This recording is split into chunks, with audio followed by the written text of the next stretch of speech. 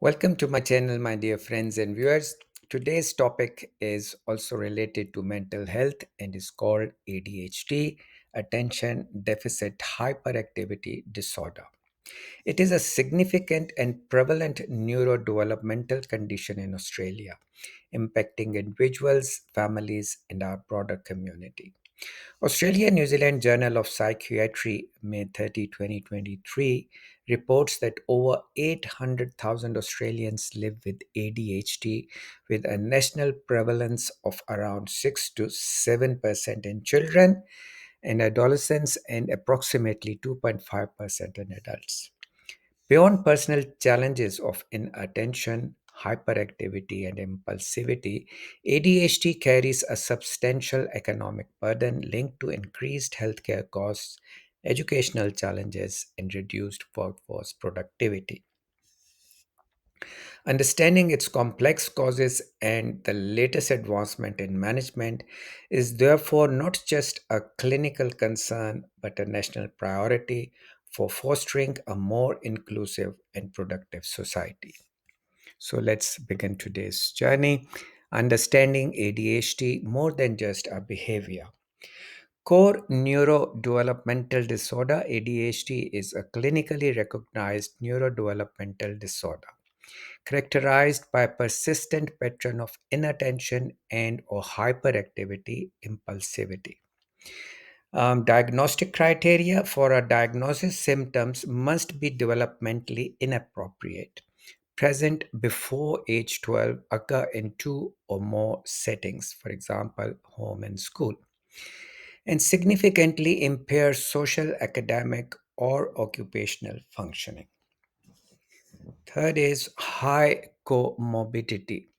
Morbidity, it frequently co-occurs with other conditions like oppositional defiant disorder, anxiety, learning disabilities, and motor coordination difficulties.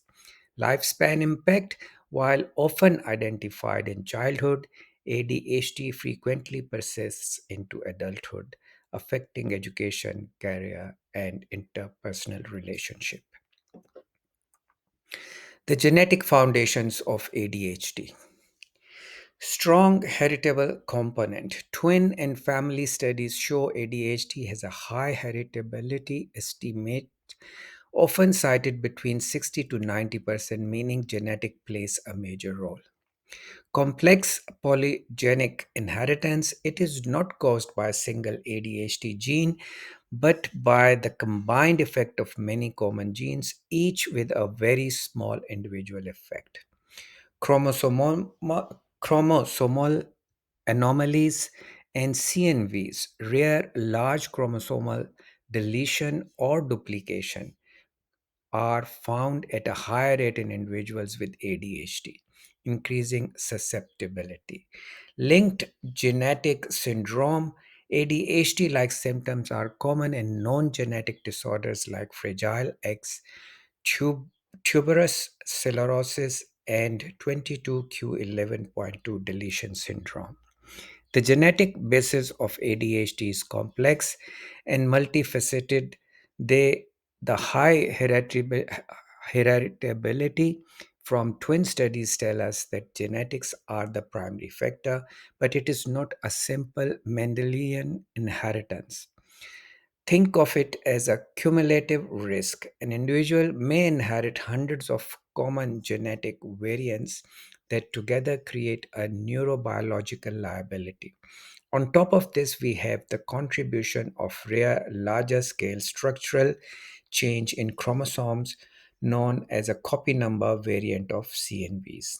While these are not the cause for the majority, their increased prevalence in ADHD cohorts tell us that disruption in key genomic regions can significantly increase the risk.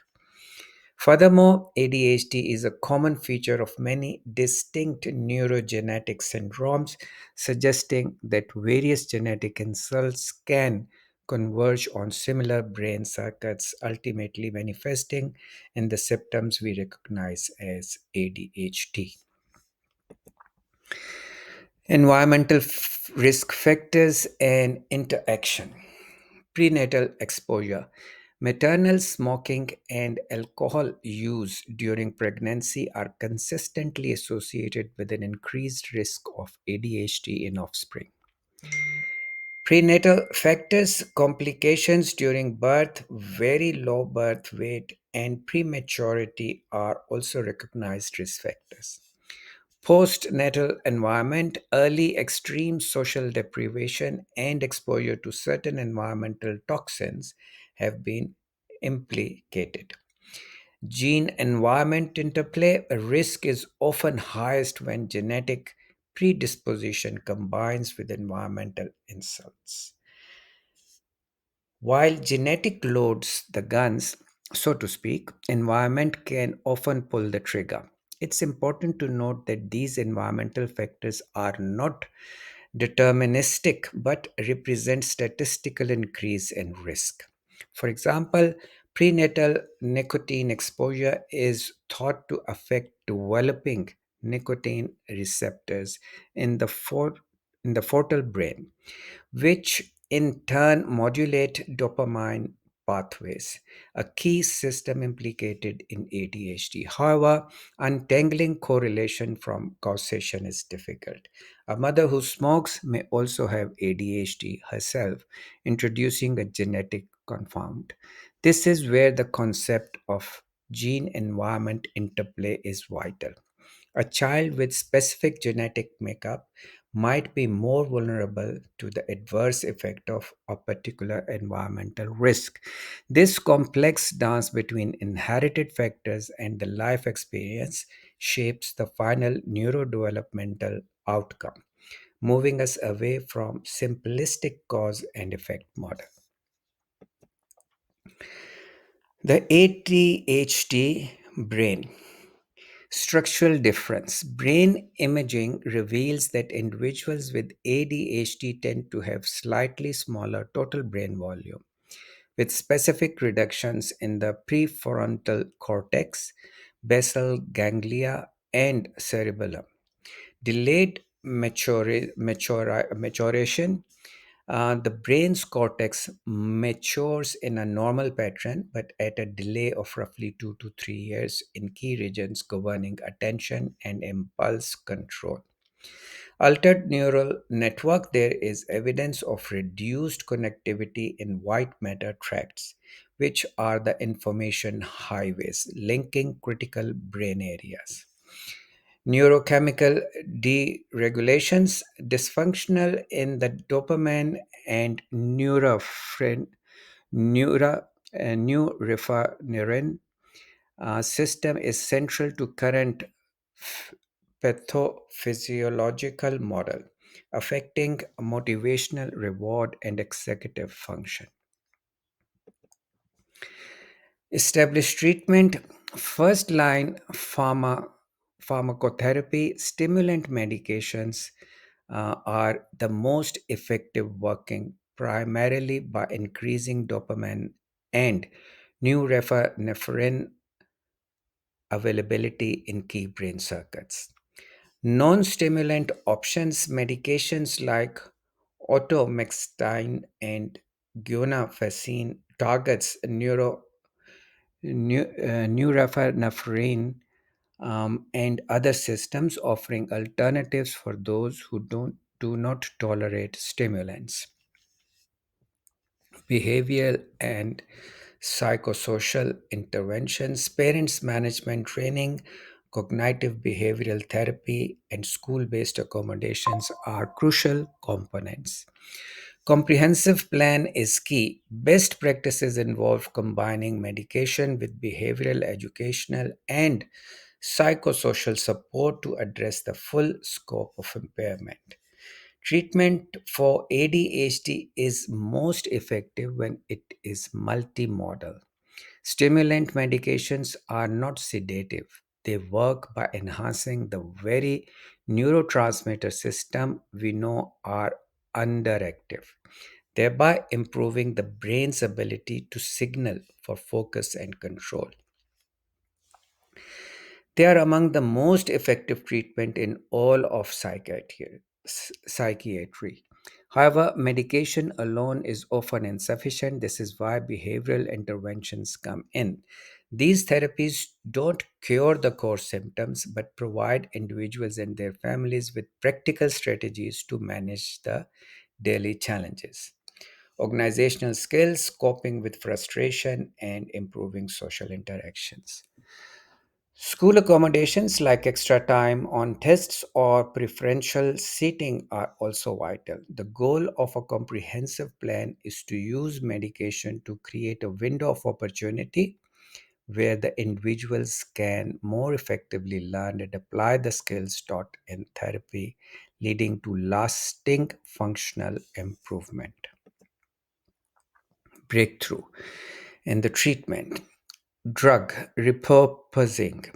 Research into amlodipine, a common blood pressure drug, shows promise in preclinical models for reducing ADHD symptoms by targeting L type calcium channels in the brain. Non invasive brain stimulants techniques like transcranial direct current stimulant are being explored as non-pharmacological tools to modulate brain activity and improve symptoms. Policy and access. In Western Australia, a new pathway allows GPs to diagnose and treat ADHD, aiming to drastically reduce wait time and improve access to care. Holistic and personalized approaches, growing interest in integrating nutritional support, lifestyle change, and mindfulness to complement conventional treatments. The landscape of ADHD management is rapidly evolving. The investigation of amlodipine Depine is exciting, but it represents a novel mechanism targeting calcium channels diverging from traditional dopamine focused drugs. As an already approved medication, its path to clinical use for ADHD could be accelerated. Future directions. In conclusion, paradigm shift in treatment research is moving towards novel non-stimulant mechanism and personalized medicine based on genetic and neuroimaging biomarkers. Beyond disorder, there is a growing emphasis on recognizing strengths associated with ADHD, for example, creativity, hyperfocus, and reframing it as a different way of thinking. Lifespan perspective, increased focus is needed on developing and validating interventions for adolescents and adults with ADHD. Integrated care is the future.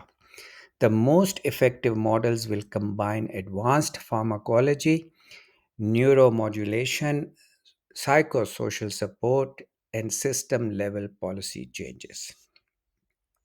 Looking forward, the future of ADHD care is incredibly promising. We are moving beyond a one size fits all stimulants approach towards truly personalized medicine, where a person's genetic or brain imaging profile might guide treatment selection. There is also a vital cultural shift underway led by the neurodiversity movement, which encourages us to see the potential strength of ADHD brain, such as creativity, resilience, and the ability to think outside the box, while still acknowledging and treating the significant impairments. Takeaway. Understanding ADHD as a complex neurodevelopmental condition rooted in genetics and brain biology is the first step towards dismantling stigma and improving outcomes for the hundreds of thousands of Australians its affect.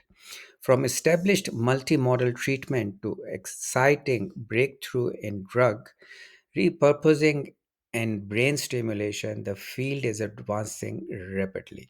Critically, policy innovations are beginning to address systemic barriers to care. By continuing to support research, enhance clinical pathways, and foster inclusive environments, in schools and workplaces, we can ensure that individuals with ADHD are not just managed but empowered to thrive and contribute their unique strengths to our community.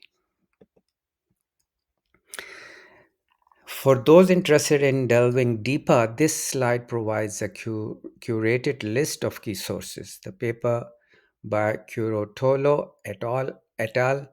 And Thapa et al. Are seminal review articles that provide a robust evidence based foundation for neurobiological and genetic information discussed. Thank you for watching. Next will be my vlog on traumatic stress disorder or PTSD. Till then, you look after yourself. Take care. It's bye bye for now.